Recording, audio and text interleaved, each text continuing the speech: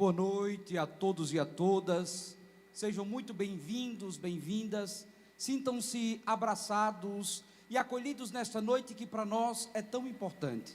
Gostaríamos de iniciar cumprimentando o nosso bispo diocesano e grande chanceler da Unicatólica do Rio Grande do Norte, Dom Francisco de Sales, cumprimentar também o vice-reitor e cofundador da Unicatólica do Rio Grande do Norte, nosso querido Padre Flávio, na pessoa de quem saúdo todos os religiosos e religiosas e, de um modo especial, os sacerdotes aqui presentes. Cumprimentamos a professora Érica e Padre Demétrio, pró-reitores, a coordenadora de pesquisa e extensão da nossa Unicatólica, a professora Carídia, juntamente com o secretário-geral do Congresso, Vitor Oliveira, os nossos 9 coordenadores de cursos, a equipe de professores, a equipe técnicas, e de um modo muito especial os nossos estudantes, sobretudo aqueles que estão envolvidos diretamente na organização do nosso 5º Concede. Um agradecimento todo especial aos patrocinadores, vocês fazem também o Concede acontecer, e obrigado pela parceria e por acreditarem no valor da educação e da pesquisa como lugar de encontro e de fomento ao desenvolvimento autêntico de uma sociedade. Quero abraçar todos os amigos e amigas que vêm de vários lugares e de várias expressões. Saudar a professora Ana Moraes, chefe da 12ª DIREC, na pessoa de quem gostaria de saudar todos os professores e professoras, autoridades civis e acadêmicas aqui presentes. Hoje nós abrimos oficialmente o 5º Congresso Nacional de Ciência e Educação da nossa universidade. Um momento muito importante para nós, sobretudo, professora Cirlei, neste instante em que mudamos o status de organização acadêmica de faculdade para centro universitário. Nós sabemos que a universidade traz como missão principal aprofundar a pesquisa e tornar essa pesquisa também lugar de extensão para que os nossos trabalhos, não de costas para a sociedade, mas voltado a temas que podem contribuir com a nossa evolução, possam deixar de fato boas contribuições na evolução da humanidade. O eixo norteador do nosso congresso é aquele mesmo que inspirou o lema, o título, professor Iara, da nossa revista acadêmica. Padre Sátiro, nosso diretor fundador, fez questão de próprio punho escrever a apresentação dessa revista. E é um escrito que vai ficar ad perpetuum. E Padre Sátiro fez questão de dizer que este título, Carídia, foi escolhido com uma equipe forte. Como tudo que fazemos na Católica, não fazemos sozinho, fazemos em equipe. E Padre Sátiro ainda fez questão de deixar na apresentação, para a eterna memória, que inclusive grandes latinistas participaram da confecção deste tema. Para que tanta gente num título de uma revista? Essa revista veio para ficar, e nós sabemos a importância nos itinerários de currículo, inclusive nas plataformas da vida, segundo a CAPES. O título, que passou pelas mãos dos latinistas, considerou tanto os aspectos gramaticais, como os aspectos literários, mas sem deixar de considerar a performance da beleza. Lembro que quando enviávamos para Dom Mariano o título, Omnia Sapientia, ele fazia questão de dizer, em latim podemos escrever de várias formas, mas esta forma torna o título mais bonito. A inspiração de uma revista que fala de todos os saberes é a mesma que norteia este congresso. Este congresso é interdisciplinar. E a tendência da interdisciplinaridade é uma tendência do mundo moderno, da epistemologia, da gnosiologia, da ciência no mundo moderno. E este saber nós podemos encontrar em tantos autores. O grande Edgar Morin, na sua teoria do pensamento complexo, fala já do diálogo das ciências. Boaventura de Souza Santos, professora Ana Lúcia Oliveira Aguiar, no seu livro Discurso sobre a Ciência, nos diz que precisamos estabelecer um diálogo na fronteira dos saberes, e nos lembra que a ciência é autobiográfica. Olhando para a sua história, a ciência reflete a si mesma e a sua constituição ao longo do tempo. Mas eu queria citar um outro português, o professor Antônio Nóvoa, reitor emérito da Universidade de Lisboa e um dos grandes estudiosos da educação no mundo atual. O professor Antônio Nóvoa foi um dos grandes baluartes da tessitura do último e terceiro relatório da Unesco, que tem como palavra central juntos, estar juntos, uma junção de pessoas, uma junção de conhecimentos, sempre com o intuito de tornar o mundo mais evoluído, de tornar o mundo mais próximo. É esta trilha que nós seguimos neste momento, e nós esperamos que assim seja as nossas construções científicas. Falar do tempo, de onde veio este lema? Nós geralmente sentamos à mesa, talvez sem a pretensão que tinham os filósofos antigos com a simposia, para fazer num café filosófico, pedagógico, teológico, literário, mas sobretudo poético, a feitura de um tema que não é confeccionado de uma hora para outra, que não é tecido de uma hora para outra, pensado a muitas mentes, escrito a muitas mãos. Eu coloco alguns colaboradores diretos, o professor Ailton Siqueira, professora Rosilene Ramos, padre Felipe em vida sempre participava deste momento, e deste momento lembramos ele que nos ajudou a tecer este último tema do nosso congresso. O livro que serviu de base foi o do cardeal Tolentino, Libertar o Tempo, para uma arte espiritual da vida presente. Tempo, essa categoria difícil de ser estudada, sobretudo quando colocamos em cena vários saberes. Interpretar o tempo à luz de muitos lugares, e nessa brevíssima fala queremos colocar à luz de alguns saberes que estão mais próximos do nosso território epistemológico, do nosso território científico. Nós somos devedores do antigo mundo grego, somos sabedores disso. Do grego nós herdamos não só a etimologia das palavras, mas os gregos nos deixaram a grande herança cultural como um dos pilares fundamentais da formação da nossa civilização ocidental. Para os gregos, a palavra tempo aparecia em dois deuses antigos. O primeiro deus era Cronos, filho de Urano e de Gaia. Urano, o deus do céu, Gaia, a deusa da terra. Urano não era um bom marido, e Gaia queria que seu filho castrasse o pai, e assim ele fez. Castrando o pai lhe lançou uma maldição, que um dos seus filhos iria tirá-lo do trono, iria se tornar rei. E aí o que é que Cronos faz? Castra o pai, e depois começa a comer todos os filhos que tem, para que seus filhos não pudessem se perpetuar e tomar o poder dele. Quando nós encontramos na metáfora de Cronos que come os seus filhos, talvez nós contemplamos o tempo que nos devora, o tempo que nos deixa exaustos, o tempo que não é lugar da nossa realização, mas o tempo que se faz lugar às vezes da nossa frustração, do burnout da vida, o lugar do nosso cansaço, o lugar da nossa exaustão. Cronos escapa um dos seus filhos, Zeus, e Zeus tem um outro filho, chamado Kairos. Kairos é o Deus do tempo oportuno.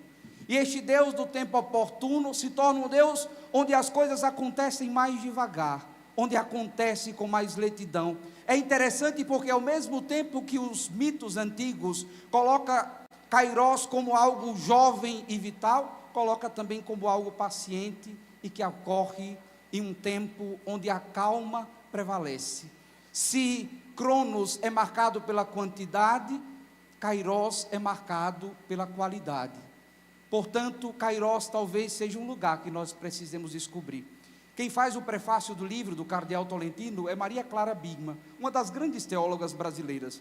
E ela diz justamente isso: talvez a gente precise se libertar do tempo Cronos e adentrar a mística e as possibilidades que um tempo oportuno pode nos oferecer. Na Bíblia, nós encontramos, por excelência, um livro do tempo. Deus se revela na história, e não existe história sem tempo. Papa Francisco, que Maria Clara nos lembra também, diz que o tempo, inclusive, é mais importante do que a geografia. O tempo, inclusive, é mais importante do que o espaço. A Bíblia nos lembra, Padre Cornélio, nosso biblista da Católica, que a Bíblia começa com uma conotação temporal, no livro do Gênesis, e termina com uma conotação temporal. Na palavra Bereshit, em hebraico, no início da Bíblia, Padre Cornélio nos lembra que a expressão não é determinada por um artigo na tradução correta, literal. No princípio, mas sim em um princípio. O homem não vai conseguir categorizar Deus com as suas categorias temporais. E Padre Cornélio nos lembra também que no advérbio temporal está aqui, nós encontramos no final do Apocalipse o retorno definitivo de Cristo, a parousia. Faço essas ilustrações somente para dizer que o tempo está em todos os saberes. Todos sabem que meu santo de devoção é Santo Agostinho, e no livro 10º das Confissões, Agostinho abre uma chave de leitura para interpretar o tempo. E é interessante porque Agostinho fala de um tempo psicológico. Agostinho, como um bom platônico, ele vê na alma a realização de todas as coisas do homem. Platão falava do reinado das ideias. Agostinho fala do reinado da vontade, que vem dessa predestinação da alma, seguindo a filosofia platônica. Eu, durante muitas vezes, professor Iara, ouvi Padre Sátiro dizer, o passado pelo presente, preparando o futuro. Inclusive na placa do centenário do diocesano está escrito essa frase. Padre Sátiro era um apaixonado por Agostinho. O que é que Agostinho diz? Nós não podemos categorizar o tempo a partir dessa sua linha do capítulo 11 das Confissões como pretérito, presente e futuro. Nós deveríamos falar de presente do passado, presente do presente e presente do futuro. Padre, o que é que Agostinho quer indicar com isso? O amanhã é um outro hoje. Portanto, a linha histórica entre o passado, o presente e o futuro deve se unir. E aí Agostinho inaugura praticamente o seu método filosófico e teológico à luz da história, que se faz um lugar por excelência da sua tradição e do seu modo de escrever, da sua própria metodologia. Com o passar do tempo, Paul Ricoeur, um dos grandes antropólogos, estudiosos, filósofos, sobretudo nos aspectos de memória, identidade, nos aspectos culturais, faz um estudo de Santo Agostinho para revalorizar o cotidiano e a história, professora Ana Lúcia, mostrando que a história é para nós fonte de esclarecimento, fazendo quase aquilo que os filósofos alemães pensaram, o Aufklärung, a dialética do esclarecimento. A história de fato pode nos fazer livres. A história pode gerar consciência, pode nos fazer entender que não viemos do nada, porque do nada só Deus cria o mundo. Depois nós lembramos o grande Heidegger, que dentro de uma filosofia profunda, nós poderíamos colher tantas coisas, inclusive tem tanta gente do mundo da psicologia o estudando. Heidegger, em um breve aceno, nos faz lembrar que ser e tempo não estão dissociados, pelo contrário, talvez um dos maiores esforços do filósofo é mostrar que o homem se realiza no tempo, e o tempo não deve ser nunca inimigo do homem.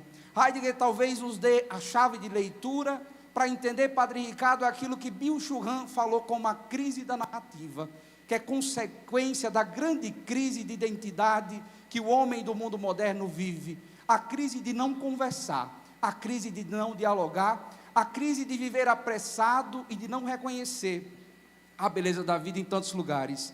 Eu citava há 2 domingos atrás, na missa, lá na catedral, um monólogo que Fernanda Torres, filha de Fernanda Montenegro, tem feito e tem girado muito nas redes sociais. Parece ser uma coisa boba. Fernanda Montenegro fez aniversário há pouco tempo, em Ibirapuera, em São Paulo, fez um grande evento, juntou muita gente.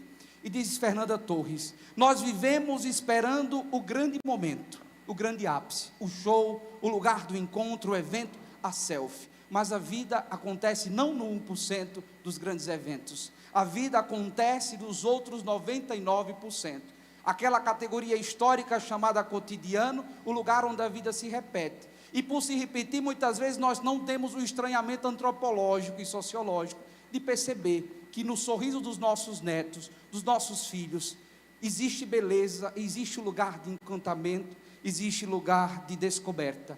Nesse contexto todo, a nossa vida interior tem sido empobrecida. Talvez nós precisemos redescobrir o valor da transcendência, e eu não falo só da relação com Deus, mas sobretudo com Ele, e descobrir que existem outras possibilidades de vida interior, outras possibilidades de redescoberta do nosso sentido na vida. Esse pequeno livro, que Maria Clara Bigman vai chamar de Pequena Joia, de Pequeno Tesouro, é um livro que Tolentino vai discutindo a libertação do tempo a partir da arte. E sobre arte nós poderíamos falar tanta coisa. Arte é liberdade, arte é expressão de humanidade, arte é expressão da cultura. E os grandes estudiosos da educação e humanização dizem que que a arte e a cultura, professora Ana Moraes, são lugares por excelência, onde nós podemos promover uma verdadeira humanização da vida das pessoas. O professor Ailton Siqueira nos escrevia durante a nossa conversa: é verdade que o homem levantou muito templo e construiu grandes templos em cidades quase eternas. Hoje precisamos de uma arte espiritual da vida presente e construir outros templos, não aqueles faraônicos, não aqueles das obras de arquitetura, mas aqueles que nos aproximam da eternidade. Templo que não se contempla na contemplação somente do que é grande, mas templo que se contempla naquilo que é simples, naquilo que de fato pode atacar o nosso coração, pode de fato alcançar a nossa vida. O cardeal Tolentino fala de diversas artes, eu escolhi 5 para citar: a arte da lentidão em um mundo que se corre, a arte de agradecer em um mundo onde não se sabe agradecer, a arte de esperar em um mundo de desesperanças. E quem não lembra o tema do ano passado, onde nós discutimos o francês André Comte-Sponville, que ele falava sobre a felicidade desesperadamente, nos lembrando que a felicidade é aquilo que o Padre Crisanto dizia ontem no velório de Dona Salete, não é a ausência de problema, mas a felicidade é a capacidade de saber redescobrir a beleza de todas as coisas, ou de algumas coisas, nos contextos diversos que vivemos. A arte da alegria e a arte de morrer. Padre Crisanto ontem lembrava Ana Cláudia Quintana Arantes, uma das grandes médicas que estuda a morte, e falava de um livro, A Morte, um Dia que Vale a Pena Viver. Eu já lembrava o ano passado os grandes literatos como Victor Hugo, que nos remetia ao tema da morte. A morte deve nos lembrar todo o tempo que nós precisamos viver. E termino com o cardeal Tolentino, quando ele diz: e o que é o tempo? É disponibilidade para uma escuta em profundidade, é disposição para um encontro verdadeiro, que não seja um mero esbarramento um com o outro, é espaço para ver, para sentir, para ter compaixão, para fazer um pedaço de coisas em conjunto. A realidade não é uma coisa genérica, nem tem um lugar com um olhar rápido. A vida está cheia de detalhes que não se revelam ao olho nu. É preciso contemplar aquilo que é sensível ao longo do tempo. Um dos maiores educadores, e para nós que estamos no chão da educação, do nosso tempo, é o professor Rubem Alves. Ele tem sempre algo que nos dizer, e é um homem que fala profundamente de esperança. E aí Rubem Alves nos diz: o tempo pode ser medido com as batidas do relógio, ou pode ser medido com as batidas do coração.